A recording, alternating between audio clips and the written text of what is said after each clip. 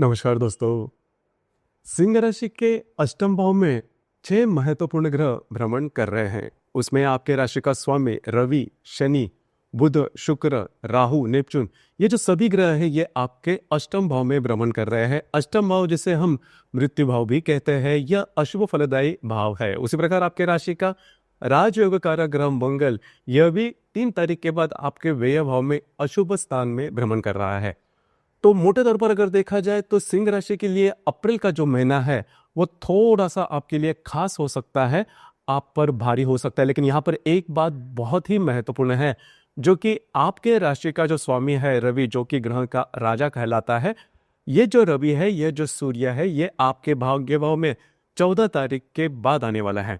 तो जो परिस्थितियां हैं चाहे कितने भी विरोध में क्यों न हो, लेकिन रवि जो आपके भाग्य भाव में भ्रमण करेगा वो आपके लिए काफी ज्यादा कॉन्फिडेंस लेके आएगा, और आपकी जो राशि है वो पूरी तरह से कॉन्फिडेंस पर ही चलने वाली राशि है।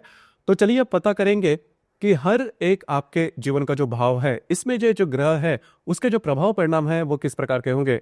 अप्रैल महीने में आपके लिए राशिफल किस प्रकार का होगा, सभी के बारे में डिटेल में चर्चा इस वीडियो में हम करने वाले हैं। तो सबसे पहले हम चर्चा करेंगे कि आपका जो स्वास्थ्य है, मानसिक या फिर शारीरिक, वो किस प्रकार का होगा। जैसे कि आपके राशि का जो स्वामी है रवि, जो कि आपके अष्टम भाव में भ्रमण कर रहा है, और करीबन 14 तारीख के बाद यह जो रवि है यह आपके भाग्य भाव में भ्रमण करेगा। उसी प्रकार आपके राशि का जो षष्ठेश है शनि, जो कि आपके अष्टम भाव में प्रवेश कर चुका है। तो हालांकि आने वाले जो 2.5 साल है वो आपके लिए थोड़े बहुत प्रॉब्लमेटिक हो सकते हैं, तो इसके बारे में आपको थोड़ा ध्यान देना होगा। किसी भी प्रकार के महत्वपूर्ण निर्णय बिल्कुल भी नहीं लेना, आउट ऑफ द वे जाके काम नहीं करना, और सबसे महत्वपूर्ण बात, आपको स्वयं के स्वास्थ्य के बारे में थोड़ा ध्यान देना होगा। अगर आप स्वास्थ्य के बारे में किसी बड़ी बीमारी से पीड़ित हो, लॉन्ग टर्म चलने वाली किसी बीमारी से पीड़ित हो, तो आपको इस बारे में थोड़ा सा ध्यान देना होगा। खास करके अप्रैल के करीबन शुरुआत के 15-20 दिनों में आपको इसके बारे में ध्यान देना बहुत ही ज्यादा आवश्यक होगा। उसी प्रकार आपके राशि का जो अष्टमेश है गुरु, वो आपके दशम भाव में भ्रमण कर रहा है। तो जब भी शनि राशि के अष्टम भाव में आता है, इसे हम लघु साढ़े साथी कहते हैं। मतलब ये जो साढ़े साथी है वो 2.5 साल तक चलती है, लेकिन इसके जो प्रभाव परिणाम है वह नॉर्मली हम जो साढ़े साथी बोलते हैं उसी प्रकार से आते हैं। और खास करके सिंह राशि के लिए जो साढ़े साथी का जो कालावधि है वो थोड़ा टफ होता है, क्योंकि आपके राशि का जो स्वामी है रवि और जो शनि है वो नैसर्गिक शत्रु ग्रह है। तो इस वजह से आपको थोड़ा सा ध्यान देना होगा। हालांकि इस विषय पर हमने स्वतंत्र रूप से वीडियो अपलोड किए हैं, उसमें काफी डिटेल में बताया गया है कि शनि का जो प्रभाव है, उसके जो प्रभाव परिणाम होंगे वो सिंह राशि पर आने वाले 2.5 साल में किस प्रकार के होंगे। लेकिन इस महीने के मामले में अगर कहा जाए तो आपको स्वास्थ्य के बारे में थोड़ा ध्यान देना होगा। स्वास्थ्य की जो परेशानियां हैं वो सामने आ सकती है। दूसरी सबसे महत्वपूर्ण बात, राहु और शनि दोनों जो ग्रह है वो आपके अष्टम भाव में भ्रमण करेंगे। तो बड़ी चिंता नहीं करना। शुरुआत में आपको अगर यदि कोई लक्षण दिखाई भी देते हैं, लेकिन उसके जो प्रभाव परिणाम है वो बहुत ज्यादा देर तक नहीं टिकेंगे, क्योंकि रवि जो आपके भाग्य भाव में 14 तारीख के बाद भ्रमण करेगा वो आपके लिए काफी ज्यादा एक्टिव नजर आएगा, जो कि बहुत ही अच्छी बात होगी। तो कुल मिला के देखा जाए या फिर मोटे तौर पर अगर देखा जाए तो ये जो अष्टम भाव में बहुत सारे ग्रह प्रभाव परिणाम कर रहे हैं, उससे आपको एक ही सीख लेनी होगी कि थोड़ा सा स्वास्थ्य के बारे में ध्यान देना होगा। हालांकि आपकी जो राशि है उनका जो फिटनेस होता है वो काफी अच्छा देखा जा सकता है। अब हम चर्चा करेंगे कि आपका जो आर्थिक स्तर है वो किस प्रकार का होगा। आपके राशि के लिए 3 जो ग्रह है वो आर्थिक स्तर के लिए सबसे महत्वपूर्ण माने जाते हैं। पहला जो है बुध, जो कि आपका लाभेश और धनेश है। दूसरा जो ग्रह है वो गुरु, जो कि आपका अष्टमेश और आपका पंचमेश है। उसी प्रकार मंगल आपका राजयोग कारक ग्रह है। तो यहाँ पर सबसे महत्वपूर्ण जो बात है वो है बुध के बारे में। बुध जो ग्रह है यह आपके अष्टम भाव में भ्रमण कर रहा है, हालांकि वक्री है, और दिनांक 6 तारीख के बाद ये जो बुध है, दिनांक 7 तारीख के बाद ये जो बुध है वो मार्गस्थ होने जा रहा है। उसी प्रकार गुरु जो ग्रह है, जो कि आपके दशम भाव में भ्रमण कर रहा है, जो मंगल आपके व्यय भाव में भ्रमण करेगा। मोटे तौर पर अगर देखा जाए तो पैसे के मामले में या फिर आपकी जो इनकम है उसके बारे में बहुत बड़ी प्रॉब्लम देखी नहीं जाएगी। हालांकि पिछले करीबन 3-4 महीने में आपने देखा होगा कि पैसे के मामले में आपके जो खर्चे हैं वो काफी ज्यादा बढ़ गए हैं। उसी प्रकार आपने जो भी निर्णय लिए हैं पैसे के मामले में वो भी काफी ज्यादा चुके हुए हैं। तो इस महीने में ध्यान देना बहुत ही ज्यादा आवश्यक है। किसी भी प्रकार के लोन बिल्कुल भी नहीं लेना। अगर लेते हो तो जो प्रॉब्लम है वो थोड़ी आपके लिए बढ़ सकती है, क्योंकि व्यय भाव में भ्रमण कर रहा जो मंगल है वो आपके खर्च से ज्यादा करा सकता है या फिर लोन लेने के लिए आपको प्रवृत्त कर सकता है।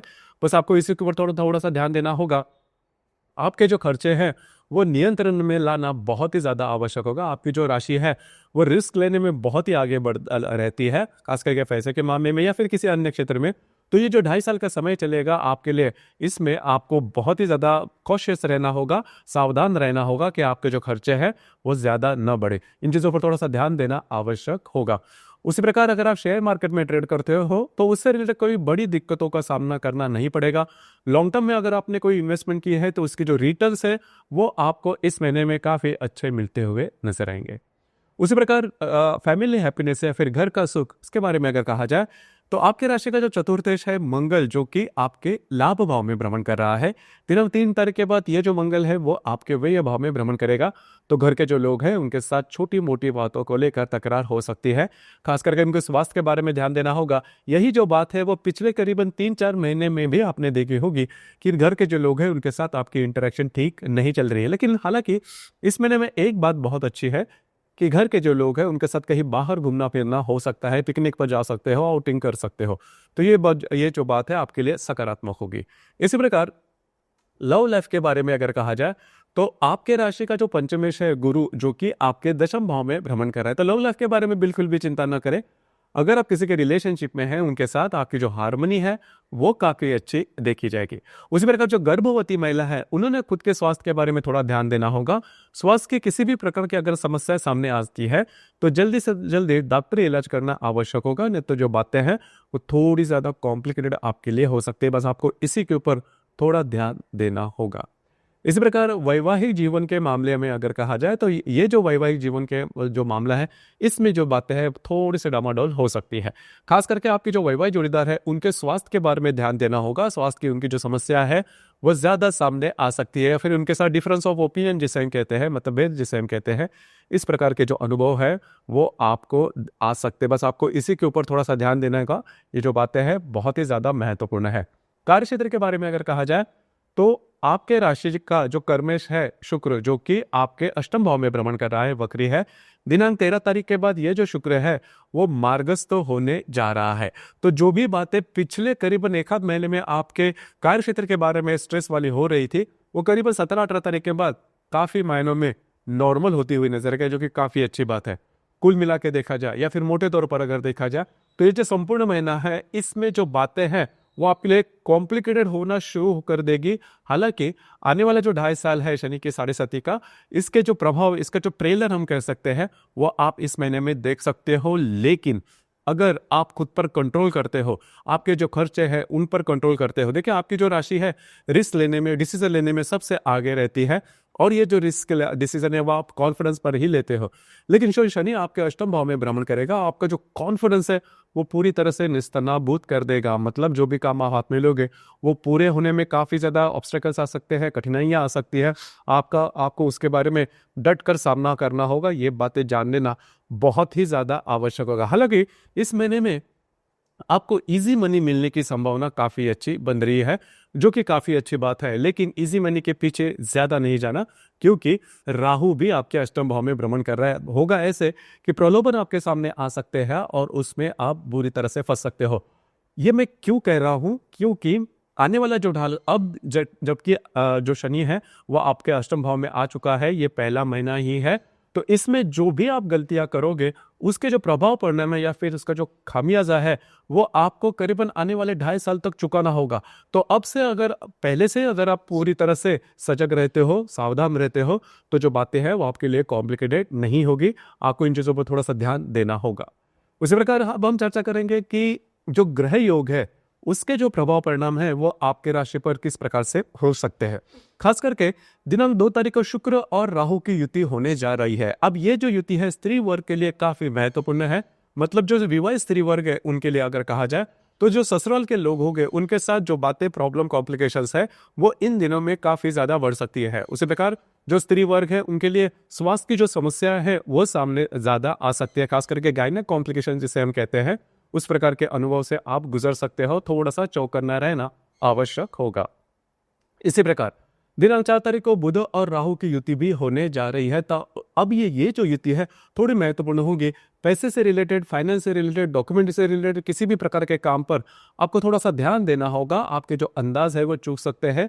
पैसे के मामले में जो मैंने बात पहले भी कही कि इजी मनी के पीछे नहीं जाना, आप इसमें फंस सकते हो। दिनांक 5 तारीख को मंगल और शनि का त्रिकोण योग होने जा रहा है। अब ये जो मंगल आपके व्यय भाव में भ्रमण करेगा, उसके साथ अष्टम भाव को जो शनि है वो त्रिकोण योग करने जा रहा है। कुछ अच्छे लाभ आपको इन दिनों में मिल सकते हैं। इजी मनी जो बात मैंने शुरुआत में कही, तो उस इजी मनी की जैसे जो बातें हैं, अच्छी बातें, मतलब आपको इसके रिलेटेड कुछ अच्छे लाभ आपको मिल सकते हैं। उसी प्रकार दिनांक 6 तारीख को मंगल और शनि का त्रिकोण योग भी होने जा रहा है। शुक्र जो कि मंगल और शुक्र का त्रिकोण योग होने जा रहा है। शुक्र जो कि आपके अष्टम भाव में भ्रमण कर रहा है, जो मंगल आपके व्यय भाव में भ्रमण करेगा, दोनों का जो त्रिकोण योग है वो आपके लिए शुभ फलदायी साबित होगा। कुछ अच्छे लाभ मिल सकते हैं, कुछ लाभ के नए अपॉर्चुनिटी वगैरह मिल सकते हैं। कार्य क्षेत्र से रिलेटेड आपको कुछ अच्छी खबर भी इन दिनों में मिलने की संभावना काफी अच्छी बन रही है। इसी प्रकार दिनांक 7 तारीख को शुक्र और शनि का त्रिकोण योग, युति योग होने जा रहा है आपके अष्टम भाव में। अब यहाँ पर आपको थोड़ा सा ध्यान देना होगा आपके स्वास्थ्य के बारे में। स्वास्थ्य की जो परेशानियां हैं वो ज्यादा आ सकती है। जो मैंने बातें शुरुआत में कही कि स्वास्थ्य से रिलेटेड जो बातें हैं वो इस महीने में थोड़ी सी कॉम्प्लिकेटेड हो सकती है।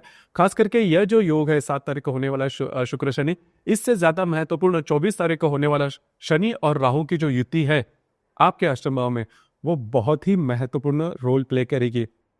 यह जो संपूर्ण महीना है, या फिर मैं यही कहूंगा कि आने वाले 2.5 साल में सबसे ज्यादा महत्वपूर्ण, सबसे ज्यादा अशुभ फलदायी यह योग होगा आपके राशि के लिए, जो कि आपके अष्टम भाव में होने जा रहा है। ये बात जान लेना बहुत ही ज्यादा आवश्यक है। जो प्रॉब्लम कॉम्प्लिकेशंस है वो आपके लिए काफी ज्यादा बढ़ सकते हैं। आप फंस सकते हो, आपके साथ चीटिंग वगैरह हो सकती है, चाहे वो किसी भी क्षेत्र से रिलेटेड क्यों ना हो।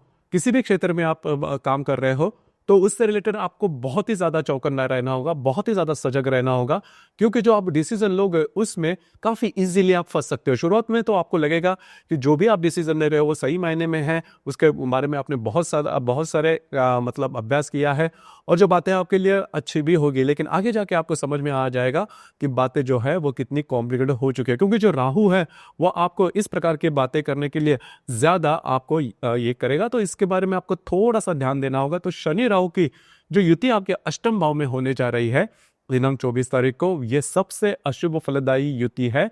ध्यान रखिए, आपको खुद के स्वास्थ्य के बारे में या फिर किसी भी डिसीजन के बारे में चौकस न रहना बहुत ही ज्यादा आवश्यक होगा। इसी प्रकार इस महीने की जो पूर्णिमा है वो दिनांक 12 तारीख को है, हनुमान जयंती जिसे हम कहते हैं वो है। उसी प्रकार दिनांक 27 तारीख को मेष राशि में अमावस होने वाली है। देखिए, आपकी जो राशि का स्वामी है रवि, ये ज्यादा रिलेट करता है अमावस और पूर्णिमा के दिन से। मतलब इन दिनों के इर्द गिर्द आपके जो मूड स्विंग है वो काफी ज्यादा देखे जाएंगे। तो इससे रिलेटेड आपको किसी भी प्रकार के महत्वपूर्ण निर्णय या फिर विवादों में बिल्कुल भी नहीं जाना। ध्यान रखिए, ये जो महीना है उतना सहज नहीं है। अष्टम भाव में, मृत्यु स्थान में बहुत सारे ग्रह है।